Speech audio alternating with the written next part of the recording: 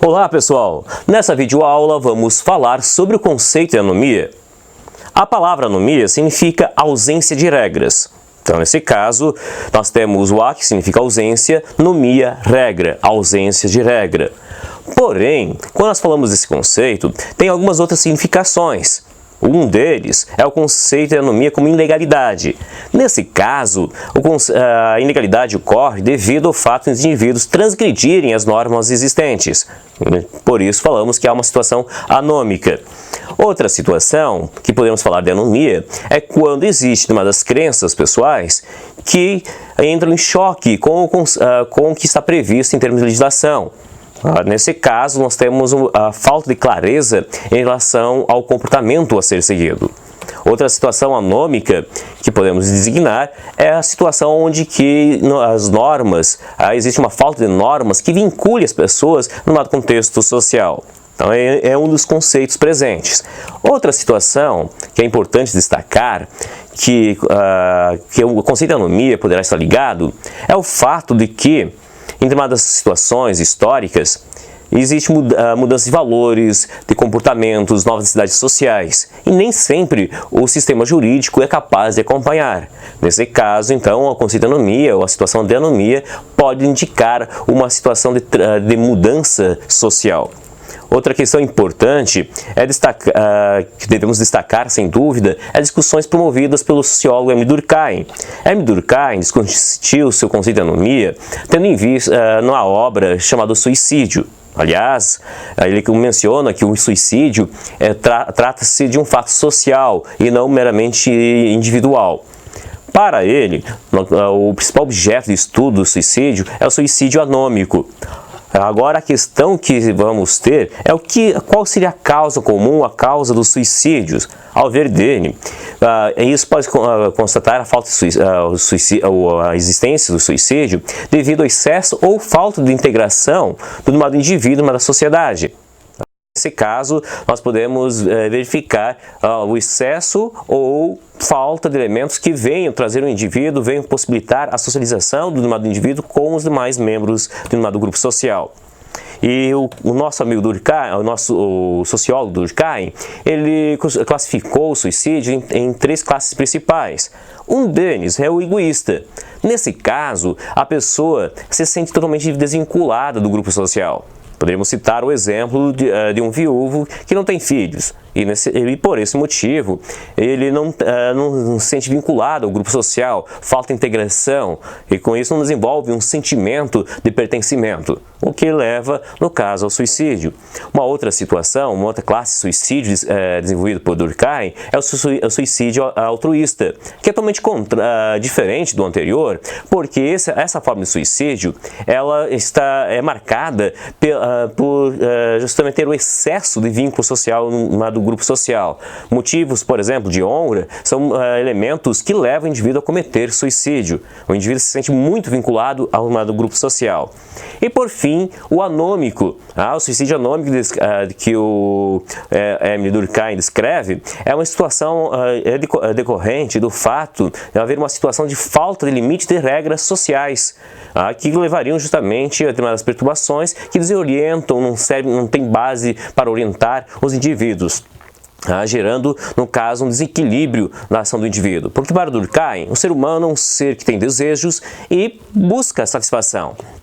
E quando não existe dos limites, das regras, existe um desequilíbrio. Esse desequilíbrio levaria justamente à anomia, uma situação anômica.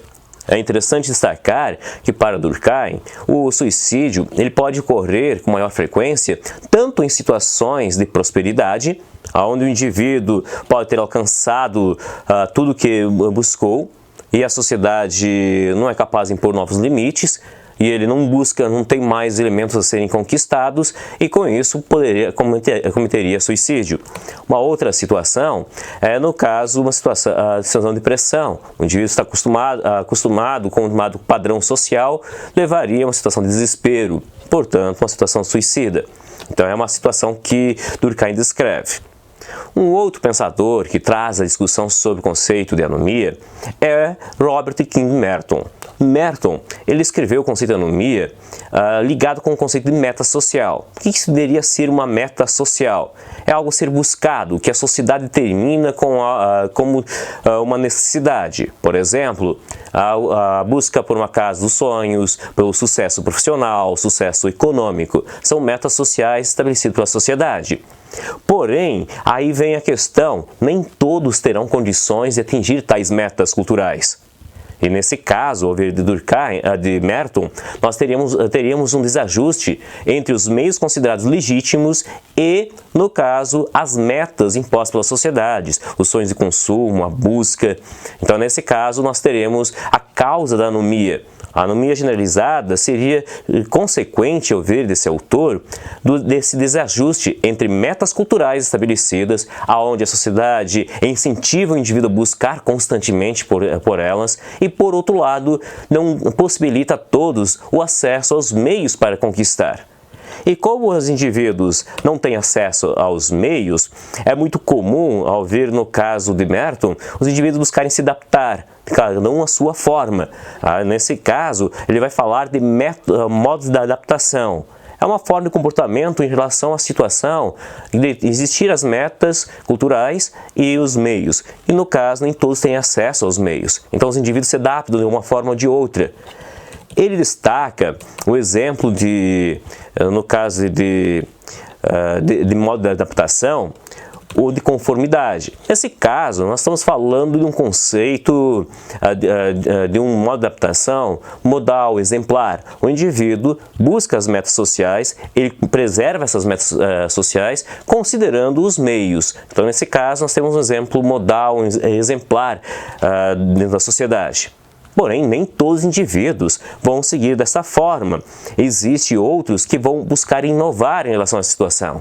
Vão inovar não em relação à meta cultural, e sim em relação aos meios. Dessa forma, segundo Merton, aquele que infringe a lei, ele tem o mesmo objetivo como qualquer outro indivíduo dentro da sociedade, que é conquistar tais metas. Só que ele se utiliza de outros meios. Nesse caso, nós temos um modo de inovação. Uma outra forma de agir, o outro modo de adaptação, o Merton designou como o método ritualista. O indivíduo, nesse caso, ele não tendo esperança de alcançar tais metas, ele continua agindo como se nada houvesse, como se demonstra um desinteresse em relação a tais metas, mas ele age de acordo com os meios considerados legítimos, mas demonstra esse desinteresse em relação à meta a ser buscada. E, por fim, o quarto método de adaptação, escrito por esse pensador, é o evasivo. Nesse caso, existe um abandono tanto das metas quanto dos meios. Esse indivíduo, no caso, pode cometer suicídio. Um suicídio seria um modo evasivo, porque o indivíduo, nesse caso, abandona tanto as metas quanto os meios. Ou comportamentos suicidas, como é o caso em situações onde o indivíduo entra no universo do alcoolismo, de drogas, que não necessariamente o indivíduo vai entrar nesse universo por decorrência dessa relação, mas entre as causas possíveis estaria justamente ligado a esse desajuste entre metas e meios.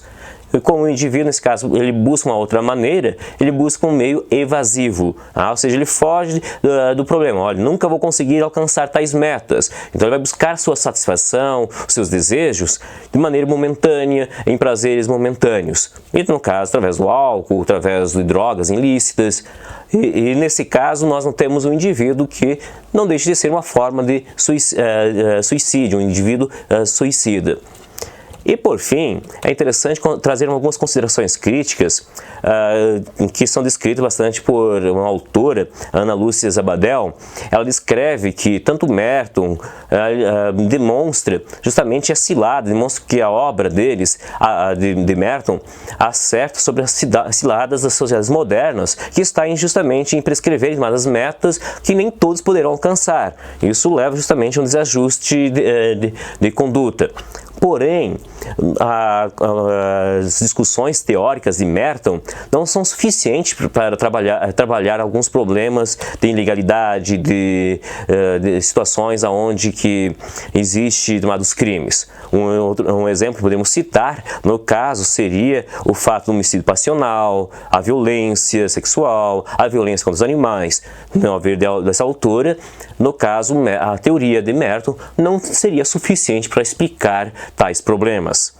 Outra questão importante, crítica a serem consideradas, que devemos trazer para o debate, é porque determinados grupos sociais não necessariamente caem ou agem da mesma forma em relação a essa relação metas e meios. Um exemplo que poderemos encontrar são alguns o baixo índice de criminalidade no público feminino dessa autora. Então, nesse caso, a teoria de Merton não seria suficiente para explicar. Não que não haja crimes motivados por essa situação, porém, a questão que fica é por que o índice de criminalidade torna-se menor em determinados grupos sociais. É uma questão interessante para o debate. Então, nesse caso, é um grande debate. Outra questão crítica que devemos considerar em relação tanto a Merton quanto a Durkheim é que esses autores eles trazem a questão da anomia, tanto moral quanto jurídica, como manifestação patológica. Basicamente, uma contribuição, uma discussão que está presente nesses autores que vem de uma vertente positivista. Não é muito comum nós utilizarmos o conceito de patologia para a sociedade. Nós mencionamos os problemas sociais, dos fenômenos sociais em geral, mas não com esta forma de descrever. Então é interessante trazermos esta questão. E, por fim, a autora ela sugere algumas situações sobre o conceito de anomia. Entre os conceitos de anomia, ela descreve que é importante falarmos da anomia e a ineficácia do direito. Nesse caso, a anomia e a ineficácia do direito poderá ser interpretada de maneiras diferentes. O fato é que quando existe a ineficácia do direito, nós temos descumprimento das normas, que poderão ser ocasionais. Nesse caso, então, nós temos uma situação de descumprimento da norma, porém o indivíduo continua com a aceitação da norma. Considera a norma justa, porém ele cometeu uma infração. É uma situação. Porém, em uma outra situação, a ineficácia é anômica. No primeiro que nós mencionamos, trata-se da ineficácia ocasional, onde o indivíduo cometeu uma irregularidade, mas, no caso, considera a norma justa, correta. No caso da ineficácia anômica, nós temos descumprimento da norma e o indivíduo considera a norma como inadequada, como injusta. Então, é uma situação mais problemática ao ver dessa autora. Outras questões interessantes que são as posturas possíveis que o Estado pode tomar em relação a uma situação anômica. Ao ver da autora, o Estado pode, por um lado, manter a norma em vigor, tolerando sua violação. Não que esse seja o método mais fácil, mas uma possibilidade que o Estado tem. Nesse caso, poderíamos citar como exemplo a situação do aborto, a prática do aborto, que é muito difundido no Brasil, e acontece e temos a lei. A lei, no caso, determina que o aborto é proibido, a não ser nos casos previstos na legislação, mas ele continua acontecendo de maneira ilegal, clandestina. Então é um problema que, no caso, o Estado tem a lei, porém sabe do fato de que existe uma violação e não toma determinada providência nesse momento. Então torna-se uma situação problemática. Outra postura possível do Estado, segundo a autora, é realizar uma reforma legislativa, harmonizando o direito com os valores da sociedade do tempo. Então, nesse caso, existe uma situação, por exemplo, para serviços alternativos para quem se recusa a servir às Forças Armadas por motivos religiosos. É uma possibilidade. Nesse caso, o Estado adota o quê? Uma reforma legislativa para harmonizar essa situação. É uma postura possível.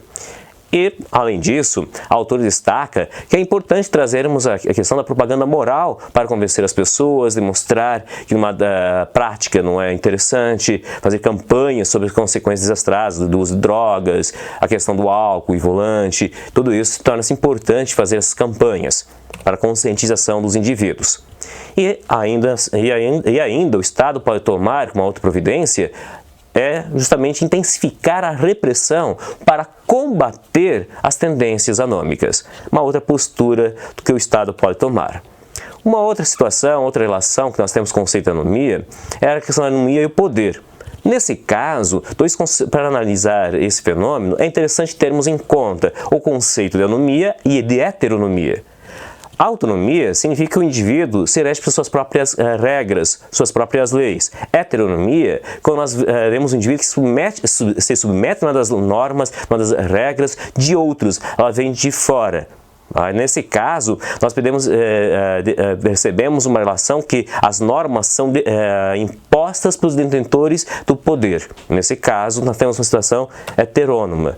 E quando falamos nesse sentido, é importante considerarmos que a norma, pensada com autonomia, deveria ser justamente pensada como autonomia dos indivíduos, seria a norma. Ou seja, as leis são fruto da representação política, ao qual eu, como cidadão, votei nos meus representantes, que decidem por mim. Mas no caso existe uma relação, eu vejo a lei como a criação da minha sociedade, do meu tempo, do meu contexto social, e não como simplesmente uma norma que vem de fora, determinada pelos indivíduos. Então é uma outra situação. Além disso, o conceito de anomia ele pode ser considerado em relação ao pluralismo cultural.